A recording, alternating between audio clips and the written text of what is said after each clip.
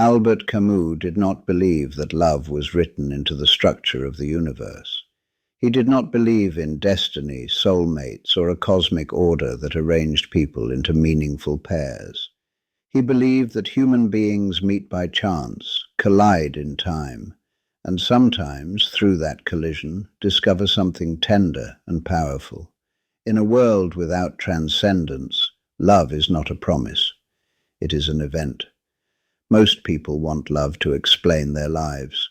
They want it to justify their existence, to give them a sense that they are chosen, special, and protected from the randomness of the world. Camus believed this desire was understandable, but it was also the source of much suffering. When we ask love to become our meaning, we turn it into a burden.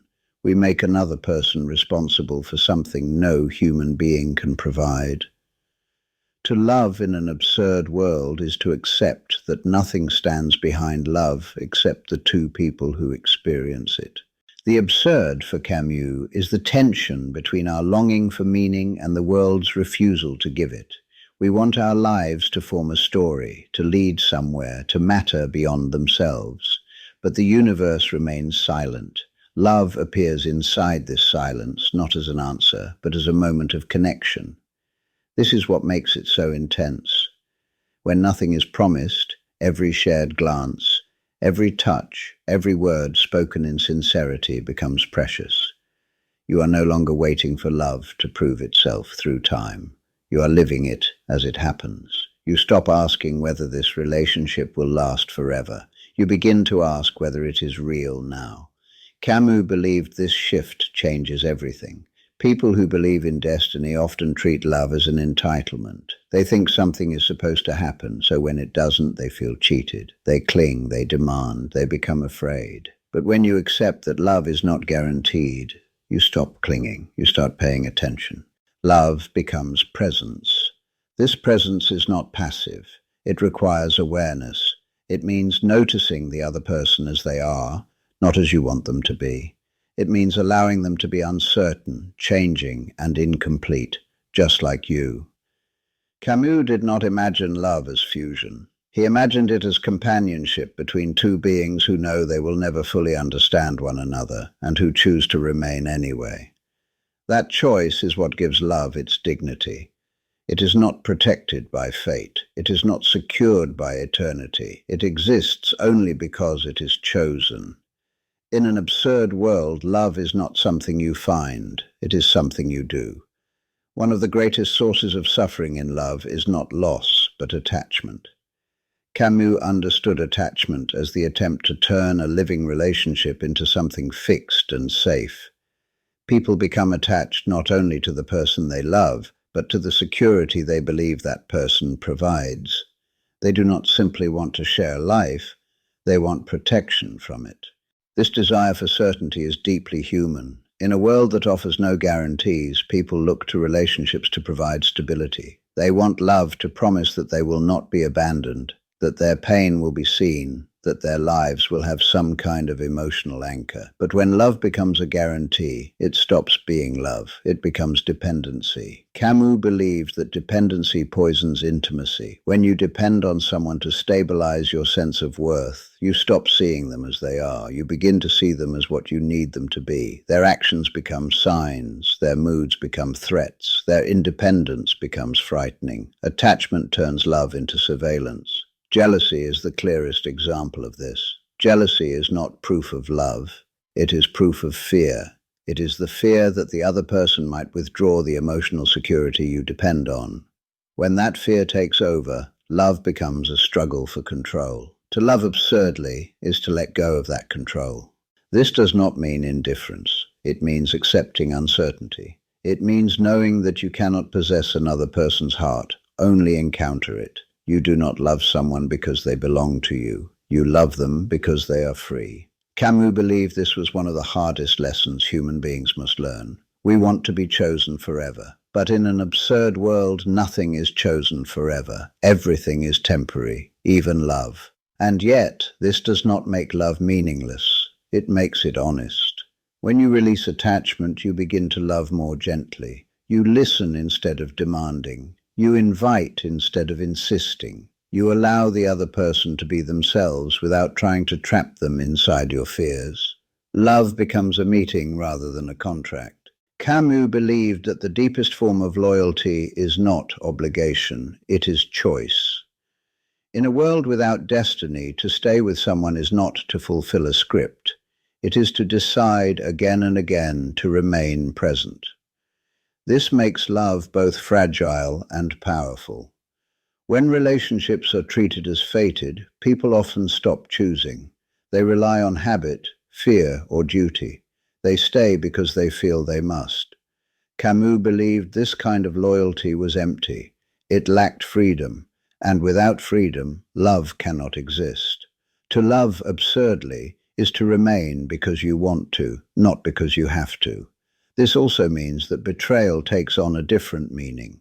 Betrayal is not a violation of destiny. It is a break in trust. It hurts not because something cosmic has been shattered, but because something human has been lost. Trust exists only between people who risk themselves.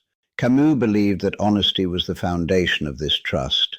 Not honesty as confession, but honesty as awareness. To say, I am here with you now, rather than, I promise I will always be.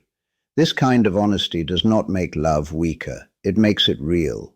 When you stop promising eternity, you start offering presence. You pay attention. You notice the subtle ways people change. You accept that love must adapt or die. You do not trap each other in old versions of yourselves. To choose someone in an absurd world is to choose them without illusion. That is not romantic in the traditional sense. It is more demanding. It requires you to remain awake rather than to fall into habit. And that is what keeps love alive. Albert Camus did not believe that the end of a relationship meant it had failed. He believed that endings were part of the truth of being alive. In a world without eternal meaning, nothing, not bodies, not feelings, not even love, is guaranteed to last. To demand permanence is to demand something the universe cannot give. Heartbreak, in Camus' view, is not evidence that love was meaningless. It is evidence that love was real. When people believe love must be permanent to be valuable, they experience its ending as a kind of cosmic betrayal. They ask why something so intense could disappear. Camus would say, because it was alive. And everything that lives changes, fades, and eventually ends. This does not make love shallow. It makes it tragic, and therefore human. Camus believed that one of the cruelest illusions is the idea that if a relationship ends, everything that came before it is erased. But memories do not vanish. Experiences do not dissolve. The person you became through loving someone remains part of you even after they are gone. To love absurdly is to accept this without bitterness. Bitterness is the attempt to rewrite the past so that it no longer hurts. You tell yourself it was never real. You tell yourself you were foolish. You close yourself off so that you will never feel that vulnerable again. Camus believed this was a form of emotional exile. It is the refusal to live. To let go without resentment is one of the most difficult acts a human being can perform. It means accepting that something mattered and is now gone. It means allowing grief to exist without turning it into identity. Camus believed this kind of mourning was honest. You do not seek meaning in the loss. You simply acknowledge it. In an absurd world, love does not promise to save you from pain. It only promises to have been lived, and that is enough. One of the greatest dangers after loss is not sadness. It is closure. People want to explain why something ended so they can protect themselves from feeling it again. They turn love into a lesson, a warning, or a mistake. Camus believed this was a way of retreating from life. To remain open after being hurt is one of the most difficult things a human being can do. In an absurd world, suffering has no hidden meaning. It does not tell you what to do. It only tells you what happened. What you become afterward is your responsibility. Camus believed that bitterness is the temptation to turn pain into identity. You begin to define yourself by what you lost, by who wronged you, by how unfair life has been. This may feel protective, but it shrinks your future. To love again is not to deny what you have been through. It is to refuse to let it close you. Absurd love does not mean naive love. It does not mean ignoring warning signs, tolerating cruelty, or denying your needs. It means not letting fear turn you into something smaller than you are.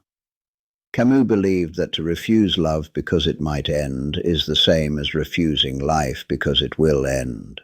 The logic is identical. You do not love because it will be safe. You love because you are alive. That is the revolt at the heart of love. Albert Camus never believed that love was meant to rescue us from the absurd. He believed it was one of the ways we choose to live inside it. In a universe that offers no final meaning, no eternal guarantees, and no divine promises, love becomes an act of participation rather than salvation. To love is not to be saved. To love is to take part. You take part in another person's life. They take part in yours. For a time, Camus believed this was enough to justify the risk. Most of human disappointment in love comes from expecting it to do something it cannot do.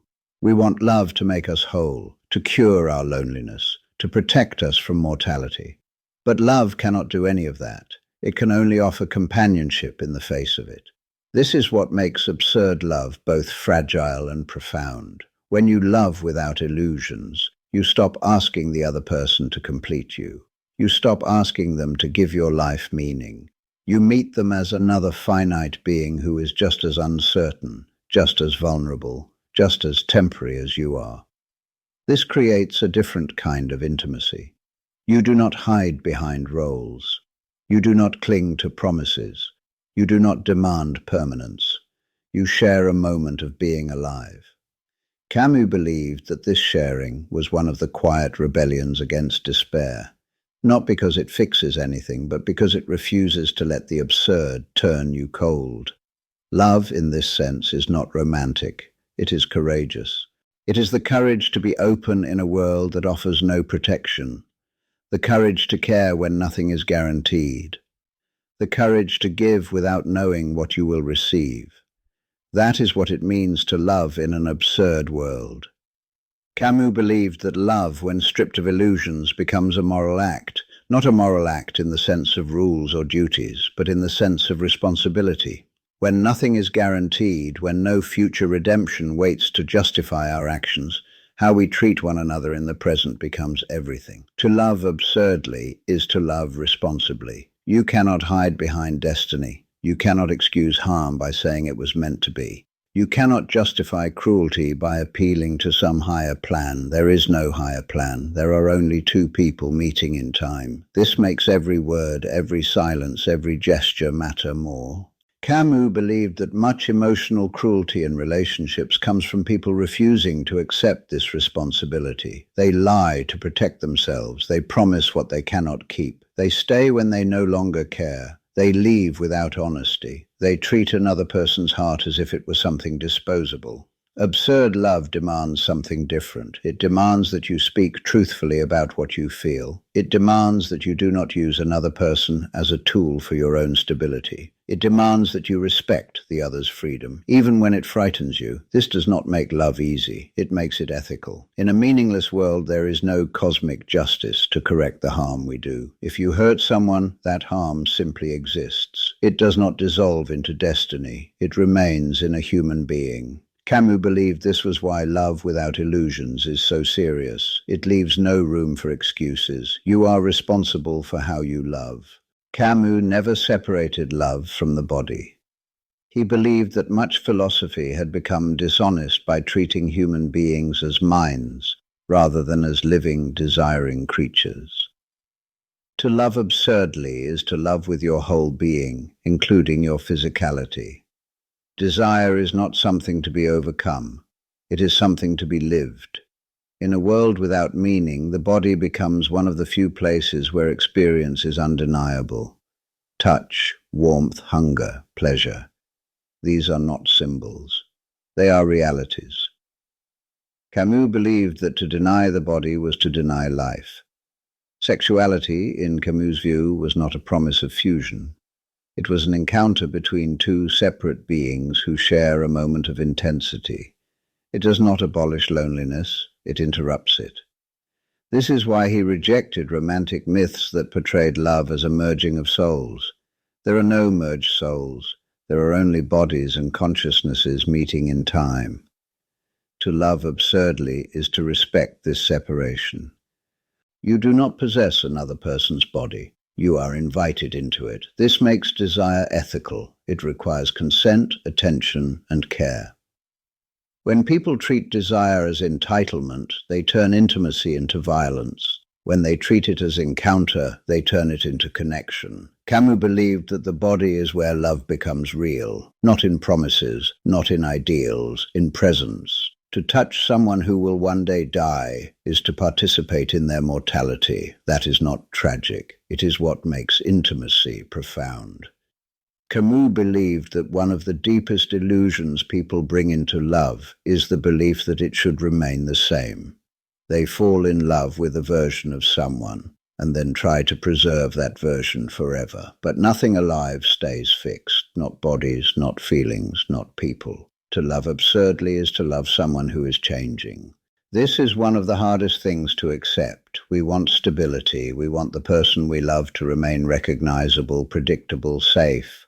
But life does not work that way. Time moves, experiences accumulate, desires shift.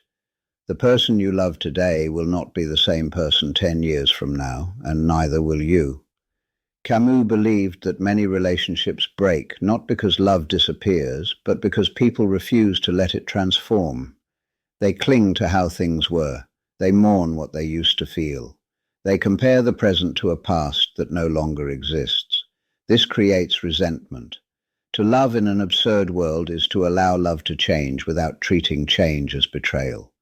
You do not demand that the other person remain who they were when you first met. You allow them to become who they are becoming. This does not mean that all change should be accepted.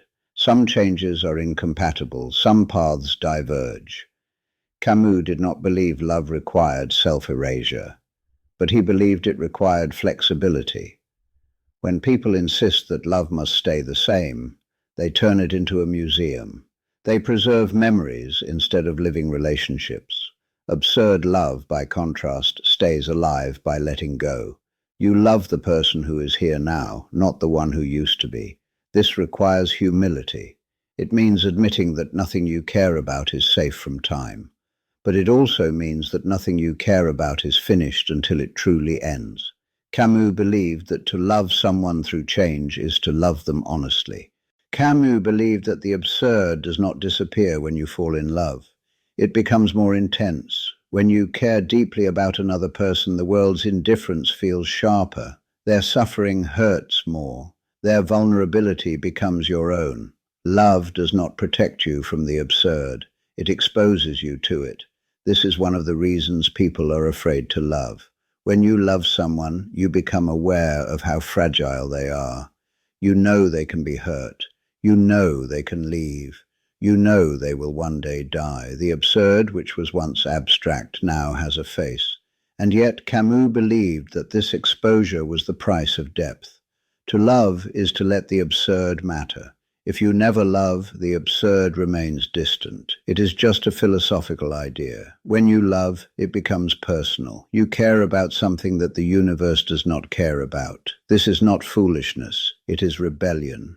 Camus believed that love, in this sense, is one of the strongest ways to resist despair. Not because it makes life meaningful, but because it makes life vivid. You do not love because it will save you. You love because it makes you feel alive. The absurd tells you that nothing lasts. Love answers by saying, then let it be intense. This is the courage at the heart of absurd love. Camus believed that the most radical form of love in an absurd world is not passion, not drama, not grand declarations, but tenderness. Tenderness is the way we treat another person when we know they are vulnerable and choose not to exploit that vulnerability. In a world without meaning, nothing compels us to be kind. There is no divine command, no cosmic reward, no guarantee that kindness will be returned. And yet, when someone is gentle with us, something in us recognizes its value immediately. Tenderness is a rebellion against indifference. When you treat another person with care, you are saying that their suffering matters, even if the universe does not acknowledge it. You are creating a small island of meaning inside a meaningless world, not through ideology, but through attention. Camus believed that love becomes most real in these quiet moments. In listening, in patience, in the way you make room for another person's fear without trying to fix it, in the way you remain present when it would be easier to withdraw. This kind of love does not make headlines, it does not feel heroic, but it is what allows two fragile beings to share time without destroying one another. In an absurd world, to love tenderly is to refuse to let life become brutal. You cannot save anyone from death. You cannot protect anyone from loss, but you can treat them as someone who matters while they are here. Camus believed that this was one of the deepest forms of revolt, not a revolt that shouts, but a revolt that holds. Albert Camus never believed that love would give life meaning. He believed that love would give life depth. In a universe that offers no final answers, no guarantees, and no eternal plans, depth is what remains. To love in an absurd world is to refuse to let the absence of meaning turn you numb. You do not love because it will last forever. You love because it is here. You love because you are here. This is not romantic optimism, it is existential courage. Camus believed that most people spend their lives trying to escape their vulnerability. They hide behind routines, ambitions, and emotional walls. Love tears those walls down. It exposes you to another person's fragility and your own. That exposure is terrifying. It is also what makes life feel real. In the end, absurd love is not about happiness. It is about presence. You show up. You care, you remain open, not because the universe demands it, but because you choose to live fully in the time you have. Nothing is promised, nothing is secured, nothing is waiting, and yet love happens. That is its beauty, that is its rebellion, that is how to love in an absurd world.